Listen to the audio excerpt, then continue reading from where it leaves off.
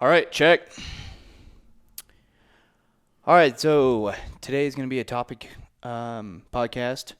We're going to take a question from one of the Q&As that was really good that we could break down a little more than just answering in a Q&A. Yeah, I'm actually excited about this one because we actually never, and I do this on purpose, we never talk about business on the podcast. Not like in depth, and we don't, I mean, this isn't a business podcast. This is a health podcast. It's about improving your life. But I think there's so many coaches here and just entrepreneurs in general and people that I think, because I coach some people like training and nutrition wise that are entrepreneurs or business owners or even just like high up in their firm doing completely different things. And they love hearing this kind of stuff too, because it's cool. I think it's cool to get into the insider scoop of an entrepreneur and how my brain works and the journey. And I actually don't think, and I think this is just me being humble, which is good because it's weird to talk about your own shit, but I don't think I realized how cool the actual evolution has been until I started speaking at the Impact Collective. Because I'm like, okay, now I'm in front of all these people. What do I talk about? Well, let me start by telling them what the fuck I did. Yeah. And then as I'm like telling the story, I'm like, wow, it's super interesting, man. It's actually it's intriguing. Really cool. You know what's fun? This is completely off topic. I just realized I said like 4 times. Do you see that YouTube comment? Yeah. Lady. And it's not true. I watched the whole thing. She's like, you said like 40 times or something. I was like, way more than that. 400? Did she say that? Yeah, something like 3, like a specific number. I'm sorry. I think I commented back and I just said, oh, it's a natural conversation. Sorry. And this is a more serious apology because I'm not going to literally apologize for saying like, we're just talking. That's the whole point of this podcast. It's very organic. We don't script it. Yeah. But I do apologize to the people who have reached out and asked that I curse less. Because you guys come from it in a really cool perspective. They're basically like, I don't care. It doesn't bother me. I just love listening to your podcast while my kids are in the back of the car watching their iPad. And every once in a while, I hear the F-bomb. I'm like, oh, my bad. And it's not going to be completely cut out. That's why there's an explicit sign on the cover of our podcast because it's a natural conversation. There is. Yeah, just like a parental advisory. Like there's like a E. On the cover art? Yeah, if you go on iTunes. Oh. You have to, like, you didn't put it on there. Yeah. But iTunes puts it on there when they put it because we curse. Gotcha. But I feel you now because there's so many times where I'm like, I get in the car, Blakely's in the back, Spotify comes on, and Meek Mill starts going off. And I'm like, oh, shit, change. Yeah. And I like change it to Taylor Swift. Yeah. let's switch gears. Yeah. And I've been trying to like really watch my mouth because Blakely's starting to sponge things. Yeah. It's actually kind of funny. Yep. But so I apologize to the mothers and fathers out there that are listening to this. Thank you for listening to me in your car while your kids are there. That's pretty cool. Yeah. Good time to do it. Yeah. So, but yeah, today we're going to go into business. I think this is a cool question from an entrepreneur that I got asked a few weeks ago on Instagram. And it's just a good chance for us to kind of have a cool conversation on that end of things. So the question comes from the Austin Witt. So he says, how do you stay focused on providing growth for your brand as a health coach in such a large industry? I have 3 coaching tiers in his business: wellness, lifestyle coaching, performance and powerlifting, and strongman. And third is physique-based bikini and men's physique. Okay. So, and this is a 3-part question. This is question 1. So his question, read the first part before you went into his tiers. How do you stay focused on providing growth for your brand as a health coach in such a large industry?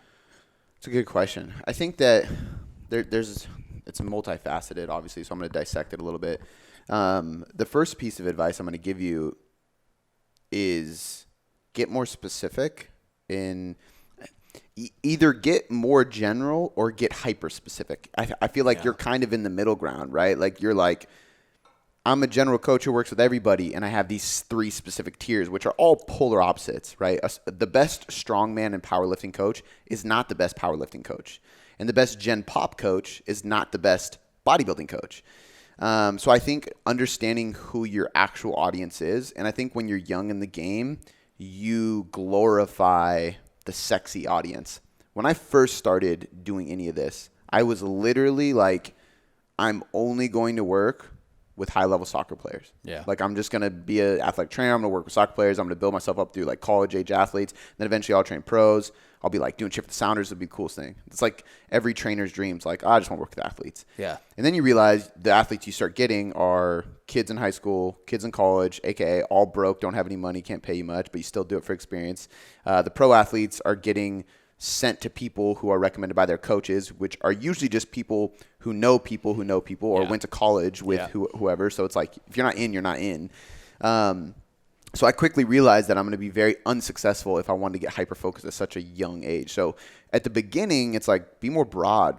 Just fucking help people. Like, don't niche into, I help powerlifters do X, Y, Z. Like, I help people lose weight. I help people get stronger. I help people build muscle. Like 3 big categories. Yeah. Health, fat loss, strength, muscle. So 4. So it's like performance world, aesthetic world, health world. You're limiting your opportunity. 100%. Definitely. But you, in a way, you need to, because if it's a jack of all trades, master of none, right? If I come out and I'm like, yeah, I'm pretty good at all this stuff. It's like, oh, okay. Well, I want the best in my specific area. So, and this is coming from somebody who works with a lot of different people, and I'll get into why I think I do what I do really well in a sec. But I think you need to eliminate the tiers, man. I think for you, it's got to be, which one of those do you like and enjoy the best, and then which one of those do you do the best? Yeah. Right? I work with some powerlifters. It's fun. Like, they're really cool clients to work with. I don't talk about powerlifting, nutrition all the time, or strongman shit because, and I've worked with strongman competitors too, because that's not my thing. Like, my thing is helping people lose fat and build muscle. It's all aesthetically driven. Like, that's what we do. Is like, you want to look the best you've ever looked so you can feel the best you've ever felt. That's what we do. For sure. But if I was like marketing in all these different areas, I think it would just confuse my message.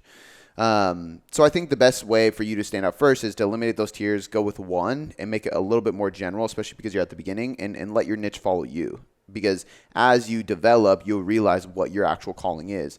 So my niche, I should say our niche, because all of us work with the same type of people, I never would have expected to be the niche. I always thought it was going to be, I will work with this gender that's in this age, that does this for their career, that has this specific goal. Like, that's usually what a niche is, right? Matches a certain criteria. Exactly. Yeah. Almost like you fill out an avatar sheet. Like, anyone who has a business has done that, especially in this industry, has filled out, most people have, your avatar. And it's like, what's their name? What do they do? What's their height? What's their weight? What's their goal? What are their values? What do they do for a living? Where do they live? What kind of salary do they make? So you can basically create your own client, and then you look like, okay, what are these people into? How do they act? What's their personality? I'm going to mimic that in my marketing so I can relate to those people and they'll hire me. It's a good tactic.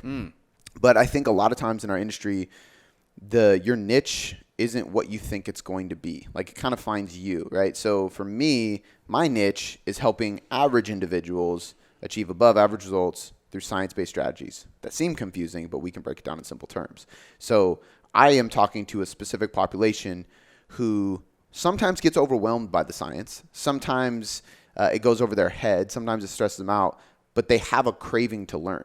They have a desire to understand advanced strategies to achieve more than where they're at. But I'm not working with pro natural bodybuilders and strongman competitors competing in the Arnold. I do, and I have worked with actually a pro bikini, and I've worked with, I have some pro athletes in the WWE, and I've actually worked with the MLB guy. I've worked with some like low level fighters. So I've worked in that realm, but that's not our main thing I'm targeting. But that also gives me the credibility to teach these average people advanced strategies, because I've worked with the advanced athletes. So I think and that found me because I was an average Joe who wanted to lose weight and started really falling in love with education. Instead of letting it overwhelm me, I took in all this information and used what was applicable and forgot about what wasn't.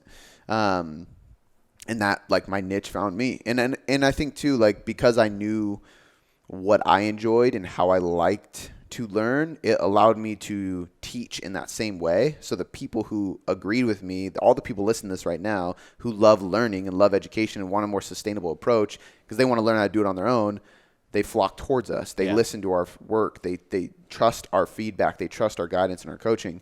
And I think that's super, super important. So I think you got to let your niche find you, but I think you should kind of limit it to a specific thing. Like, do you help people aesthetically? Do you help people performance-wise? Or do you help people with just general health? Yeah. It sounds like you're probably going to go down the aesthetic world, fat loss and muscle growth, just by like the categories he threw out. And I think I looked at his profile and it sounded that way. Now, how do I stand out? That's hard. I think there's a couple things that go without saying. Like, number one is patience, because you're not going to stand out at first. Nobody knew who the fuck I was for a long time. Yeah. And after I hate to say it, but there's a huge population still doesn't. Yeah. 100%. But see, like, that drives me, because I want them to know who we are. Yeah. But I was okay with that, but right? Still, patience. Because I was like, I don't care if nobody knows who I am right now. If 5 people can learn who I am and trust me and then take my information, I know it will get them better results. And that's all I care about. Like, one person a day. Can I reach one new person per day? Like, that sounds like nothing, but like over time, that's crazy. Yeah. Okay, so I think number one is patience. I think number 2 is trust. You will never take advice from somebody you don't trust. Period. I mean, if you're anything like me, you don't even put yourself in a circle with somebody you don't trust. But let alone people who are giving you advice on your health and your longevity and your biggest insecurity, the fat you see in the mirror that you hate seeing. Let me teach you how to get rid of that. You have to trust me in order to take the information I'm going to give you. So I think building trust is super, super important. How you do that? I would say content. Like, I think people hate when I say, Joe, just content it out. Like, content. But at the same time, that's like, how you get your trust out there. Yeah. How else do you? Yeah. Like, back in the day, it was newspapers or referrals and friend to friend, but it's all marketing. It's all content. It's even word of mouth is taking your message and passing it to the next person. So I think creating content that people can trust, and part of that is not being salesy with it. Dude, I was just about to say, I think that's the biggest difference between marketing and content. Content is just educating, in my opinion. I mean, there is some salesy content, but content is just educating, which I've learned from you, or marketing is advertising. Yeah, and you're selling. A huge call to action. So I think, and that's like, when I talk about marketing, I usually use the words organic content marketing, because when you say it that way, you understand it's basically a long play, right? I'm not creating a post to ask you to buy something. I'm creating a post just to ask you to listen to me. Yeah. Hey, just hear me out. What do you think about this? Try this out. Read this topic. Ask me a question. Let me help you. Because if I can help you now and you can get better over the next 3 months, then maybe you'll hire us down the road, right? And I think that's like the real secret to business is people want it now. They want it now. And if you are somebody who wants it now from a business perspective, I think you were in it for the wrong reasons. Correct. You're basically in it for money. Yep. Because why else would you want it right now? Yeah. You need money. Yeah, it's literally just money. Want. Yeah. Because even if you're selling fitness, you know that results don't happen overnight. So you know that you're selling somebody something that's false. That's going to be long term. Yeah. But you're focused on a short term. Short term is false. Exactly. So I think it comes down to like building trust, and when you are putting out content, you're doing it in a way that doesn't seem salesy. It's authentic. You're being who you are. You're putting yourself out there. You're being vulnerable. Like, it's really, really important. And I think that's what makes this podcast very powerful, and what makes my Instagram very powerful is I just say what's on my mind, and I just talk as I normally would talk. I don't try to change who it is to match anybody else's mold. Once upon a time I did, because when you are coming up in the game, it's hard to not let people's attitudes, personalities, characters, and successes influence how you dictate your energy. So for a long time, I was trying to be somebody else because I was watching these other figures that I look up to, and I was like, I got to do it like him. Yeah. But the reality was, like, I just had to find my own way of doing it.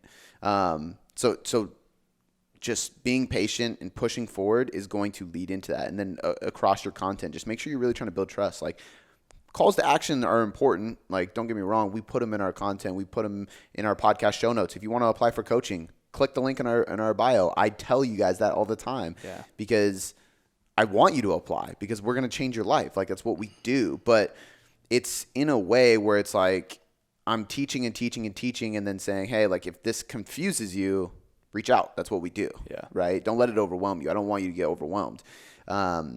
in my Instagram post, you rarely ever see me say like coaching spots available, click the link, you know what I mean? Like it's much more so like shoot me a DM if you have a question. Like let me help you for a little bit first, see if we're a good fit, you know? Or I can recommend you elsewhere. Free call. Yeah. And I think that's the biggest thing. So patience is number one. Trust is number two for standing out. I think networking and making connections. Standing out in the industry really does come down to meeting people, knowing people, having your contact information traded between people, because that's how you get your name out there. And then when you get your name out there and somebody else puts your name out there, everybody who trusts that person is going to trust you. True. You know, I was texting Brett Contreras this morning, which is crazy. Like, I've always studied his shit, never known him in life, but we had a mutual friend. They connected us. We hit it off on the podcast. He told me to text him. So I texted him. I sent him some of the stuff for the podcast that's going to air in a couple days. And he was just super cool with it. Like, a couple days after. I mean, it's already out by the time this comes out, but you know what I'm saying. Tomorrow. But he's going to share our podcast, I assume. And I probably shouldn't put words in his mouth. I told him you don't have to. But that is going to lead to all the people who trust Brett trusting me. Yeah. Because Brett trusts me. Yeah. And he's putting his trust word out there. Exactly. Yeah. So, and I think that's really important. You know, like I associated myself with a lot of people. John Rusin, Luca Hocevar, Christian Thibodeau, Kaiza, Brett Contreras, like all these different people that I've talked to, had on the podcast, been on their podcast, had communication with, wrote for their blog. They put out my stuff. They shared my stuff, whatever it may be. Now it's spreading, and it's because I built that trust, and I used my network, and that's the big key there is I only built that network, too, because I was commenting on other people's stuff all the time. I was DMing people. I was asking questions to other people's podcasts, just like this guy is. So they would get on the podcast and talk about me and my question. I would go to every event and seminar. I went to so many seminars on, like, how to become a trainer after I've been a trainer for 5 years. Like, and I was in the room with a bunch of people, usually who were just starting, and then like a few people who were just like me that were just trying to network or just trying to meet the speakers who held the event. And I was like, I'll buy this event and do their thing just so I can like literally fly out here and say, hi, this is my name. I like your shit. And they're not going to forget that. Yeah. So networking is a huge piece. So patience, trust, networking. I think those are three things that are really, really powerful. I mean, the obvious fourth one, get results. Yeah. If you're not getting people results, go back to the drawing board and get better at your craft because that's word of mouth. That's how, like, every client you have is a walking fucking billboard. Like, that's powerful. For you. For me. Yeah. For my team, for our coaches. We share a ton on our story, like update pictures, updates and stuff. So people constantly see all of the coaches sharing updates from their clients. Great results, weight loss, before and after, like just constant. And it's like achievements. Yeah, like that's not me marketing. That's me sharing, like, look at this client's win. Yeah. Look at this client win. I love doing our newsletter because every Friday we do the roundup. So I'm like, hey guys, this is the content that dropped this week. And it's the blog and the podcast and the videos and like whatever we created that week. I like put it in like a menu. But before I go into that every time, I do this like client shout out. Yeah. And it's like picking all the different clients that work with myself or the coaches and just giving them props and kudos on what they've done. And some of this is just so cool. Like we have a published author, like a legit published author who's was crushing her weight loss goal while publishing and doing a book launch. Oh, a client. Yeah. Super cool. One of Lisa's clients. Sick. We have people doing marathons. We had like just crazy shit. And it's like, this is so cool that we're able to just constantly be like, they're crushing it. They're crushing it. But it's because we have a system. We have a method. We understand how to do this stuff. We have experience. We know our shit works. Yeah, I was going to say, if you're going to try and gain that trust from everyone or whoever you're trying to gain that trust from, you better know your stuff. Yeah. And that comes with passion. That comes with just loving what you do so you can educate yourself to be able to gain that trust from other people. And I think that's like the biggest thing too is like you'll spend time watching videos and listening to things and reading things on how to do your craft better by choice. Yeah. That's passion. Absolutely. Right? Like I wake up in the morning and I'm reading a book on copywriting because I love writing and being better at captions and blogs. I read on the science of metabolism and things like that because I love this shit and it's going to make me better. So I 100% agree. I think you have to have that. And I think too, like going back to that trust factor, if we look at, if I follow somebody and they post, try the, like, wear Vans. I'm wearing Vans, so I thought about that. They're the best shoe, or like I always see them wearing Vans. I'm going to be more likely to wear Vans because that person I like always wears Vans. Yeah. And I trust him. And I think they're cool. And it's Yeah. influence. But what's even more powerful is when you, Travis, come to my house and you're like, hey, man, you got to try this out. And I'm like, okay, here's my partner, my one of my business partners, my best friend, somebody in my wedding. He's around my family all the time. Like, there's no layer of trust that is beyond that, right? Like, I trust you more than most people. Mm-hmm. So when you tell me something, I'm going to do it. So if I help you lose 40 pounds and you look great and you feel great and you go home and you're like XYZ to whoever, friend or whatever, you got to trust these people. You got to look at these people. They know what they're doing. I'm going to trust you more than any influencer online or anything. Yeah. Does that make sense? Like, yeah. I think like, but that goes back to getting great results, because whoever you get results for is going to go tell somebody about it. For sure. And if you get bad results, guess what? They're even more likely to tell about you. Yeah. Because for some weird reason, people almost feel more awkward to be like, hey, like, I lost a bunch of weight. I get it. You don't want to flaunt your own shit, but like, I lost a bunch of weight. I feel amazing. This coach is amazing at what he does. You should check him out. Right. Part of that is because if I'm telling you to do that, you're like, well, you call me fat? Yeah. You saying I don't look good? But if I had a bad experience, I'll be the first to be like, never go to this fucking person. Yep. It was shit. And it's unfortunate because I've even had people come to us from other companies who have said things like XYZ, like this sucked. And I know the people personally, and I'm like, I don't think that's the whole picture, because I know those people personally. Yeah. Like, they're good people and they're smart. You just had a bad experience. Yeah. And it happens. But that's why it's so important to be fucking mastering your craft constantly and delivering the best results possible. So patience, trust, network, actually getting fucking results, standing out in the industry of a lot of people. I think that's – do you have anything? No. I was say I don't think I'm first to jump on telling people that I had a bad experience with people. Really? I definitely, if I had a good experience – but, if I had a bad experience, I'm only going to, announce it, or if somebody asks. If someone asks. That's how I am. And I might not even say names. I'll just say. That's how I am too. Yeah. I thought you just said you are the first person to say. No. Most people are. I was just saying, like, people in general are usually, like, the majority of people are more likely. They've actually done studies on this. They're more likely to leave a bad review than a good review. There you go. They're more likely to tell somebody about a bad experience than they are about a good experience. Yeah. Statistically proven. It's crazy. Damn. I'm always willing to help somebody other than take them down. I've even and I think it depends, unless I think it's wrong, or maybe it's because I'm a business owner. But I've had bad experiences where I'm like, I'm not going to leave a bad review because I know how it is. It's hard to have a good business. I had a bad experience with you. I'm just going to tell you right now, this didn't go well. I can think of somebody very specifically who helped in this warehouse. Yeah. And it's like, dude, this didn't go very well. Yeah. I'm not going to leave you a bad review because I get it. Or announce it to the world. No. Yeah. And they've done more than make up for it. Exactly. But if they went to extents to screw you over or something, you might be like, hey, just trying to help people out here, you may want to reconsider something. How you're doing it. Yeah. Another thing I had in my mind when we were just talking about that is you were saying how you purchase tickets to see all these seminars that you have gone to hundreds of times, but you also, each and every single one of those, you learn something new about their experiences, about their failures, about their successes, even if they're brand new. What are they going through? Something, I bet you they went through something that you haven't, or even if they're just starting out, or maybe they have, but I'm saying there's something you can take out of that. Yeah. Whether it be a new experience or an old experience. And I think part of that too is, like, even if it's the same lesson but applied in a different manner. So if I go and learn about program design, it's the same fucking topic, but it's a different person teaching it in a different perspective. Way. Yeah.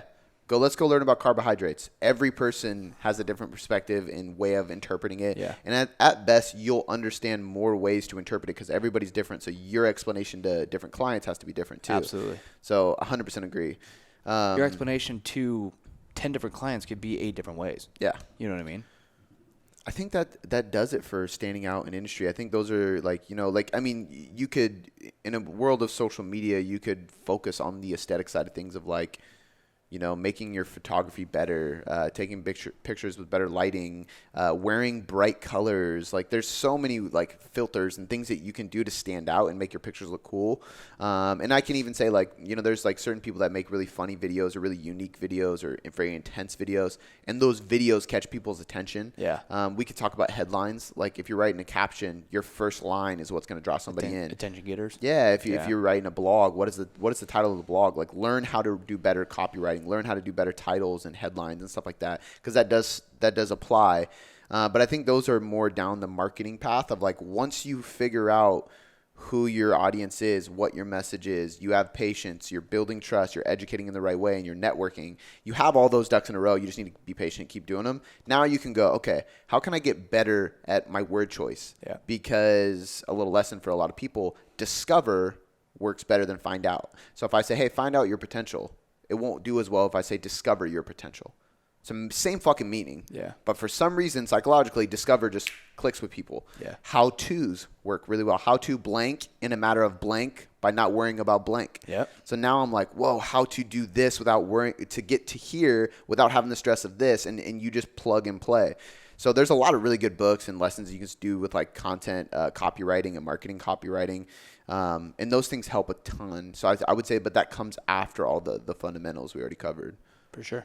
All right, since this was a three-part question, we're going to go on to the second part. At what point did you decide to take your position full-time? That's a good one. That's a story and a half. It's honestly, I mean, if we really look at it, it's never not been full-time. Well, okay. And for, I mean, unless they mean it online. Yeah, and I'll go into that. I think like, because this is all I've ever done, really.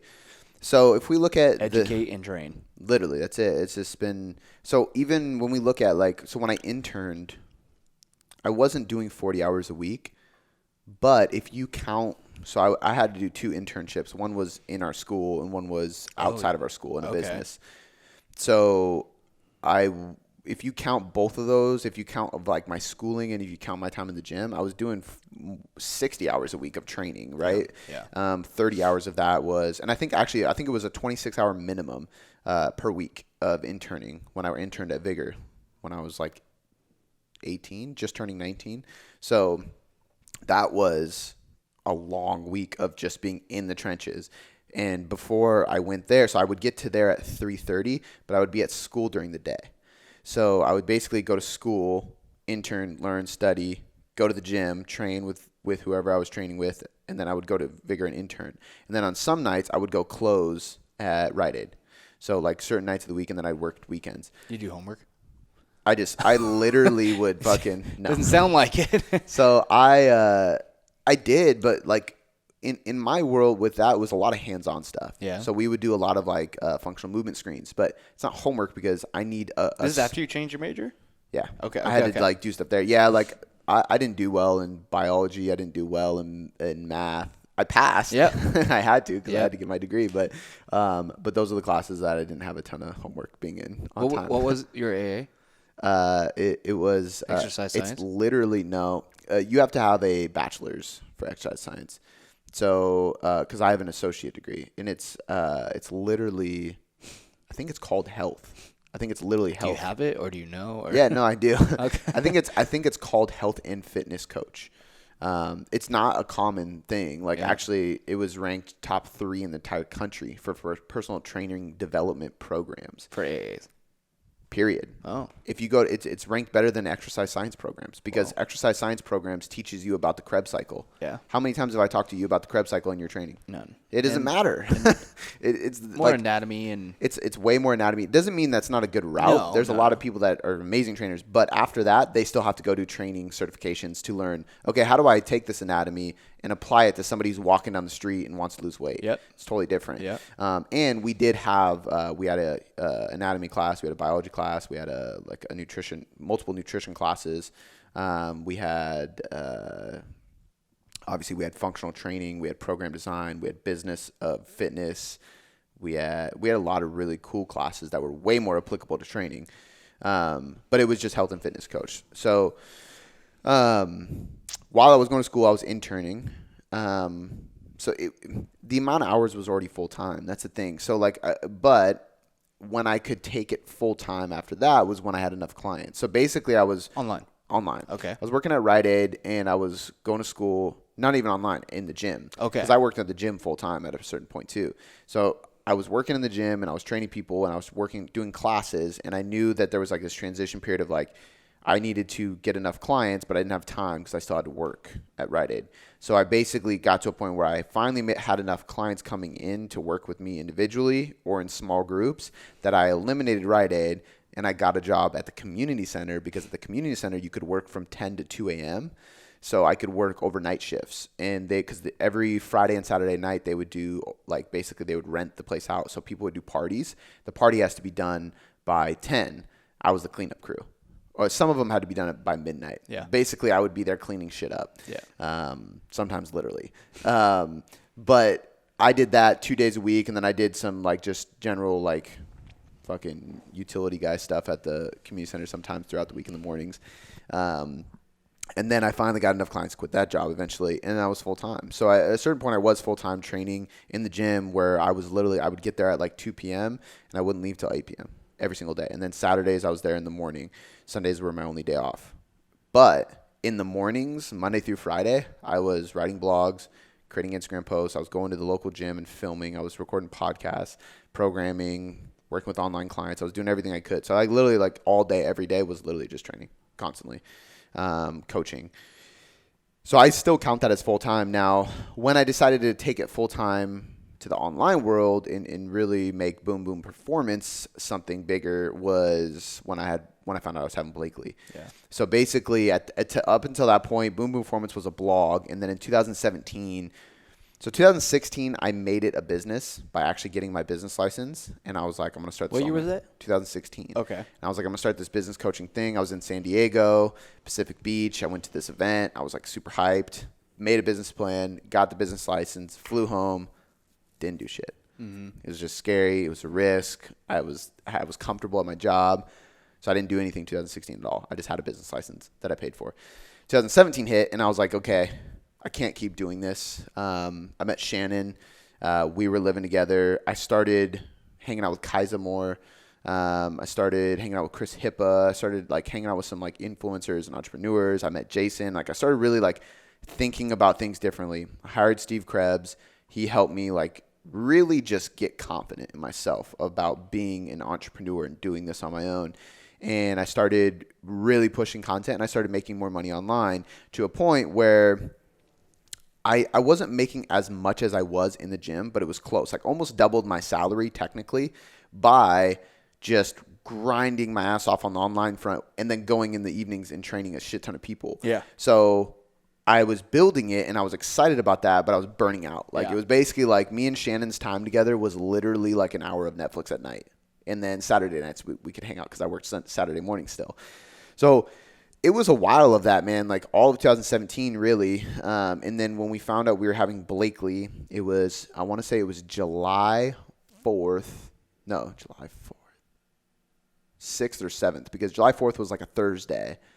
In 2018, we were at my dad's. He had like a barbecue, and we were drinking, chilling, hanging out. And I remember this because my dad was like, looked at Shannon and was like, I want you to bring me a little princess into this world. And I was like, Dad, you've had a few too many drinks. Chill out, dude. Like, and then 3-4 days later, we found out she was pregnant, and we were like, damn, my dad is a psychic. Yeah. And I had crazy. I had a weird dream. The crazy part is after my dad said that, a day or two later, I had this weird dream about, I think I've told you, the hospital was burning down, and we rode out on the Lion, and just this weird, I wasn't on mushrooms, I swear. I don't do any drugs. And we ran out on this fucking Lion, and I woke up and I was like, well, I had this dream that we had a daughter and blah, blah. And then a couple days later, sure enough. But once that happened, I was like, I can't do this anymore. Yeah. Like basically my daughter just won't see me because I won't have the energy for it, but not even that. Like I literally won't be home because I don't get home till in between 8 and 9 p.m. because some days I train till 8 and then I had to drive all the way from up north in the city. I was like, there's just no way. Like she just literally won't see me because my online business takes my morning and then I'm at night. And then, so I was like, basically it was like, I have to make a decision right now, talk to Shannon about it. And I told her that I wanted to go all in. I wanted her to not go back to work. And she said no. She was like, I have full faith in you, but I'm not like, I'm independent. Like I can do my own thing. Like I have my job. And I was like, I know you can, but like, trust me. Like, and she was like, nope. And then, but of course, as soon as as soon as she saw Blakely's face, she was like, okay, I'm in. Like I don't want to go back. And I'm thankful she does, because I would rather her be there taking care of her than daycare. Yeah. But that moment was really the time, man. I told Shannon. Shannon said she was like, I believe in you. Like, I think you can do it if you want to do it, and I'll support it. And it was a big risk, because for me, I had to say, like, hey, I'm going to give up every single client at the gym, because I'm not willing to have bad animosity. I'm not willing to do this the wrong way. Like, I've heard people like leaving gyms, doing it the wrong way, and stealing clients and shit. I was like, I want to give up every single client I have.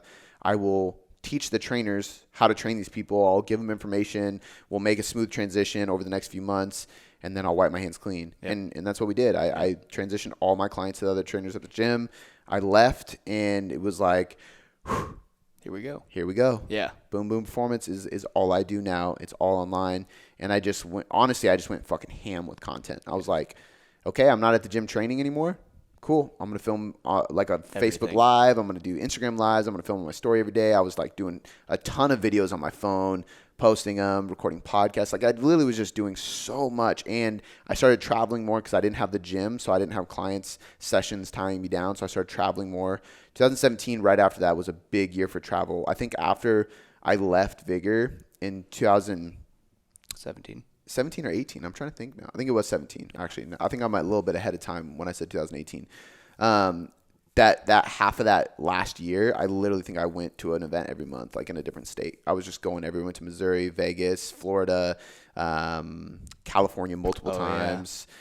It's just like, I was just like, I need to be everywhere and meet people, because I can still work. And I would just be in the hotel doing my work, and that was really all I needed. I needed my back up against the corner. And for me, that was having my daughter, knowing that I wanted to be the one that supported our family, and I wanted to do what I really wanted to do. And that was create a coaching business that was driven off of education. Like, it was teaching people and empowering people to do it their own way. It wasn't hand-holding. It was educating and really ruthlessly getting people results and holding them accountable, and delivering a quality of service that really wasn't out there online yet. And that's what we've successfully done. I've gathered people on my team that have that same mission. And that was it, man. It was that moment when I decided to switch gears and just go all in on this. And for sure. I think that's hard advice for some people, because I'm like, well, do something like have a baby, and and I always have trouble saying that. But I think like the point being is something happened for me. Something clicked. And I think for people listening to this, if you're like, well, I don't want to have a kid, that's fine. But do you ever want to have a kid? Do you ever want to get married? Do you ever want to have your dream home? Do you ever want to leave a legacy? Like, what if you die in 2 years? Were the next 2 years impactful enough that people will say amazing things at your funeral, that people will come to your funeral, that your funeral will be crowded? How many people are you influencing? How many people are you helping? So I think like you just have to have a real moment of clarity where you think like, and I did this. I actually, again, in San Diego has a soft spot in my heart, because every time I've gone to like an event that was like really impactful from a personal level, it was always in San Diego for some reason. But that was when I first filled out the perfect day thing. And it was like, write out your perfect day, hour by hour. What do you want? Years ago or this? Years ago. Okay. And it was this, dude. I literally wrote out the only thing, you're going to laugh at this, the only thing that wasn't on that was a dog. I said I had a dog, and I walked my dog in the mornings. I don't have a dog. But I literally on the perfect day. I was married. I had a child. I put boy, because everybody in my family has boys. I had a house and it was literally like out of the city, which is funny because we don't live in the city anymore. We had a space. I did what I wanted. I recorded. I had my own little studio. Like, it was everything. And I was like, this gives me clarity. Like, I know what I want. Now I just have to take action to get it. So I reverse engineered that process. Like, who is that person that has those things? Okay, what are the actions I need to make to get there? Yeah. Right. And I just reverse engineered that process. So I think for people listening, like, you have to have that moment of clarity where you write out your perfect day, your perfect week, your perfect month, your perfect year, the legacy you're going to leave today, tomorrow, the next day. You have to decide who you want to be with, who you want to be as a person. Do you want kids? What kind of business do you have? What's your message? And then from there, it's just literally putting yourself back in the corner and just making the move. For me, doing it. Leaving all my clients behind was the move where I was like, it's put up or shut up. Yeah. Because one of two things are going to happen. Either one of three things. A, I'm going to be successful. B, I'm not, and I have to come back and ask for my job back. Or C, I'm going to have to go get a job somewhere else because my ego won't let me ask the person I quit for a job back. And it was like, I don't want either of those options. So I have no choice but to do this, period. Yeah. Did you ever tell, I know all the coaches and mentors you've had over the years, did you ever tell any of them, like your perfect day and that you wanted them to help you reverse engineer it? Specifically? Steve Krebs was the one that made me do it. Reverse engineer this perfect day? Even start by writing the perfect day. Okay, yeah. We were sitting on a rooftop in San Diego at this sick Airbnb that he rented for all the guys in his coaching group, and it was like there was like 8 of us in this house. It was really cool. Like Matt was from Australia, Joey was from New York, Darwin was from New York. I mean, they were everywhere. We had guys from I want to say Michael's from Milwaukee or something, but like just everywhere, right? Yeah. And we sat up on this roof and we had to spend time just writing out the perfect day. We wrote out the perfect day, and then it was like, cool, make a plan. How are you going to get there? It was more of along lines of who do you need to become to get there? This is why I talk about this all the time too, and why I said it at the event, Impact Collective, is like, okay, that's what you want. Who do you have to become to get there? Why aren't you that person right now? What about you right now is not aligned with the person that you need to become in order to have what you want to have? Or holding you back, or not allowing you to be that person. 100%. Yeah. But usually what's not allowing you is yourself. Nobody can control me. That's true. Besides myself. Yep. You know? Now, my fear of judgment or my comparison or me worrying about what other people, like that holds me back. That's still yourself. And I can blame other people like most people do, but it's still myself. Yeah.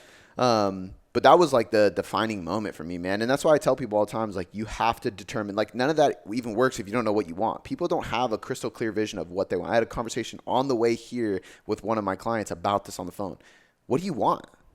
I don't know. What is it? Like, what is the exact thing that you actually want? Because until you understand what you want, you can't decide who you need to become. Mm-hmm. And until you can't decide who you need to become, you can't create the reverse engineer process to get there. True. You have no clarity. You have no path.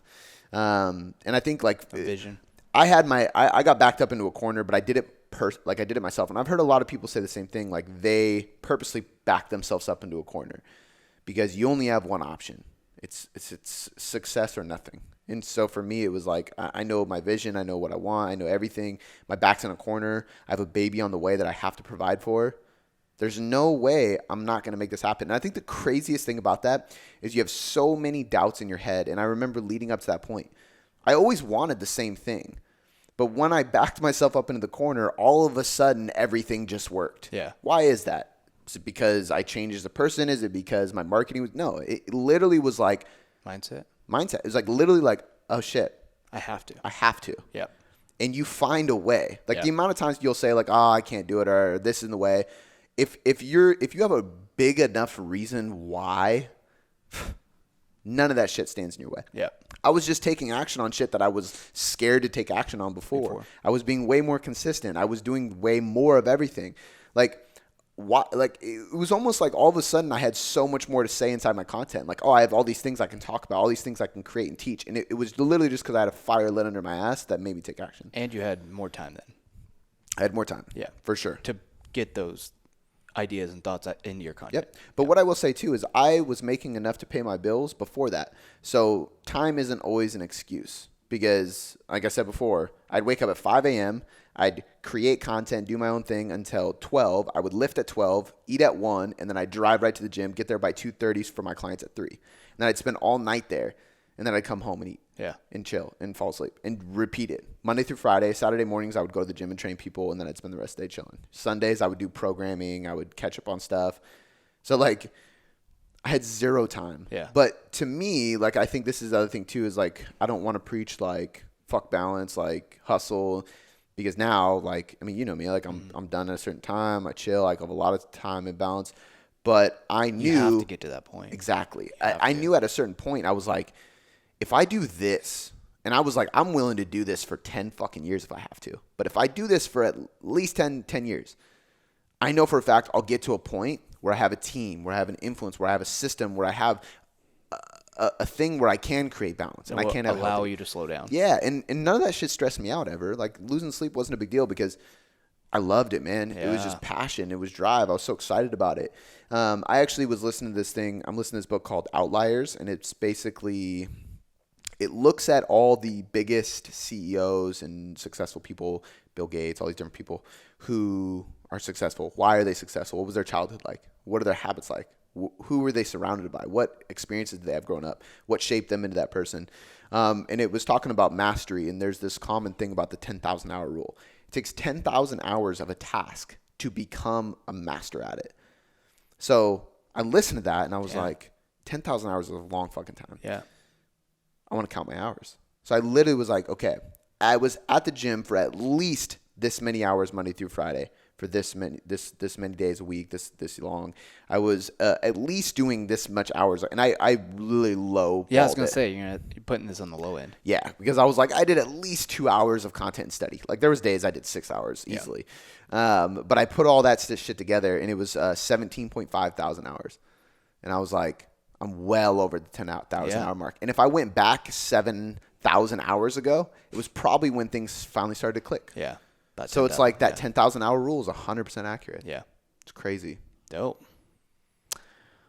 All right, well, let's move on to the third question. You might have kind of already answered it, but if you want to recap it, it says, how do I start to gain momentum as a coach within my business? Everything we talked about? Yeah. Like I said, if you just want to recap it. I mean, yeah, I think this final thing comes down to patience, building that trust, and knowing your why. Read the book Start With Why. Unbelievable book. So fucking good. I listened to the audiobook, but really good book. Link it. Yep, we'll link it in the show notes. And it talks about consistency, man. Consistency is in there. But like I think the reason I like Start With Why is because yes, consistency is fucking huge. Volume of what you're putting out is huge. Patience is huge. Building trust is huge. But if you don't understand your why, you will not have the drive to do all that shit. Yeah. You won't have the patience or consistency. I think my answer is consistency. All that other stuff goes behind it, but if you don't do all that other stuff consistently, it's a glue. The question, the reason that I say that is because that word momentum. What creates momentum? Consistency. Yeah, 100%. Like it's crazy. If like you actually, I remember, if you actually look at like even water, like waves, a wave is very small. Yeah. But it builds momentum into a huge wave after miles of going forward. Okay, we're not going. Oh my God, that's crazy. Yeah. But you see what I'm saying? Yeah. It's consistency. Yeah. That's crazy. But like I just remember, like I didn't believe. I don't want to say that, but I didn't really like believe in consistency. And, well, not really, not that aspect. Well, let me explain myself. Like when I first saw you doing your Instagram thing, like, and it was just like consistency. It was the same day, same amount of times, every single week, nothing else. And it just kept going and going and going and going and going. It's still going. And it just builds. Yeah. And it creates momentum. So, like, for people listening, Travis went to high school with me, so he's known me for a long time. And he lived with me. We were roommates for a while, years ago. It was still consistent then. But that's what I'm saying. Like, that's years of just, damn, there's another post. Yeah. Damn, there's another post. Yeah. Oh, shit, there's another post for Cody. And I think, like, it's I said this to somebody the other day, and I laughed. Like from a person following you perspective, it's annoying until it's the answer. Yeah. So it's like, at first, just like, dude, come on. Yeah. But eventually, nobody says shit about it. Now they're like, dude, this is so helpful. It's like, this is awesome. And especially because that consistency allowed me to find my audience. Yep. Because there's certain people that'll be like, enough, dude. It's like, don't follow me. Yes. I'm not doing this for you. I'm doing this to teach people. Bingo. You know what I mean? Yeah. There's two things that I want to say. It's like funny because like it'll cause stress or you'll start sweating if a post isn't going to go out. You know what I mean? And somebody that isn't like that or isn't doing that consistency, it's like, dude, take a breath. Like, but it's the fact. It's consistent. It ruins that momentum. Yep. I don't want to say ruin, but it alters that momentum. Yeah, 100%. And there was one more thing I was going to say, but that brings up a good point too. With all this, is attention to detail too. Yeah. Like if people saw behind the scenes our conversations about the smallest little detail inside of content, inside of a caption, inside of a title, inside of a podcast, and inside of a noise, inside of a picture, like. I'm looking at everything with such a fine comb that we're just making things so much better and better. And that matters because even though somebody might see it and forget about it tomorrow, that moment of them seeing it is what's going to create impact, and you have to pay attention Negative to detail. impact. Yeah, negative or positive, and Absolutely. it's up to that attention to detail. Yep. But I definitely think consistency is, it's the key. It's crazy. You can't have momentum without consistency. I know the wave thing is kind of a weird analogy, but I remember the last thing I was going to say. Dominoes are the same way. Yep. Dominoes can start really small, and then you can actually have a huge domino at the end, Yep. and it'll just fucking knock it over because it's just like. You're saying I want to make it hard for people to get away from me. Yeah. Or that's not exactly how you say it, but I want people to get sick of seeing me. Yeah. Get annoyed. It's literally. But that's going to build trust. Yeah. Like, I want to be a billboard Yeah. that you pass on the freeway every fucking day.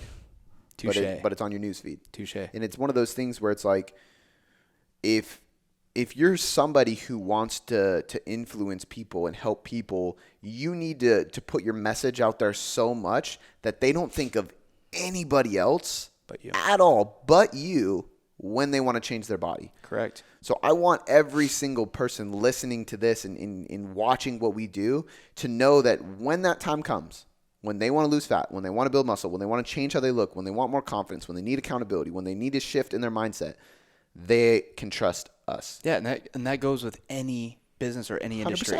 100%. I think that's actually one of the smart things about a lot of fitness entrepreneurs compared to other industries. A lot of other industries don't get that. Yeah. And they don't utilize social media as this fucking constant billboard. Correct. But they need to. Yes.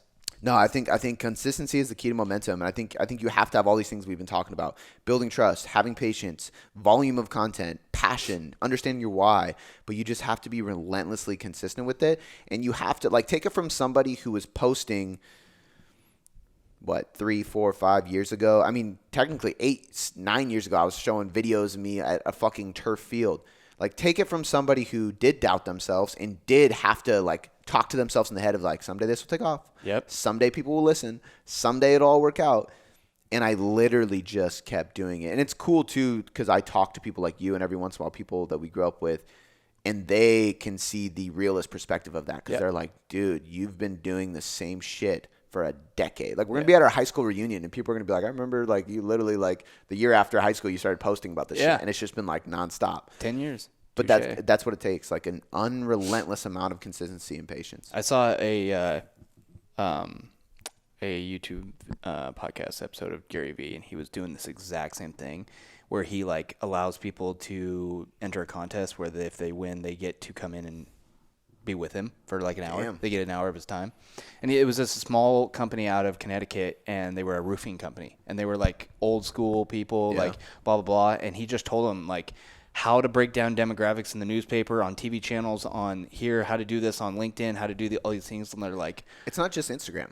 no, absolutely not. It's everywhere. Yeah. And you said it really well when we were talking about at the very beginning. It used to be magazines and newspapers. Yeah. It's still content. Yeah. It's still market. It's all, every piece of marketing, every piece of content, it's all literally a platform to deliver your message. Yep. All we're trying to do is give worth. somebody your message. Or your trust. Yeah. This is what I do. This is how I do it. This is how you can benefit. For us, it's this is how you can get results. And we just keep doing that because that's a reflection of how we do things. Yeah. But no, man, I think I love watching some of those with Gary Vee because he just he shuts people down where it doesn't really apply to me. And he's just I'll show you how it does. Exactly. And it's boom, boom, boom, boom, just laying And them I'll out. show you how to do it for free. Yeah, exactly. All right, man. Well, I think that wraps it up. I think that was awesome. That was a good one. Yeah.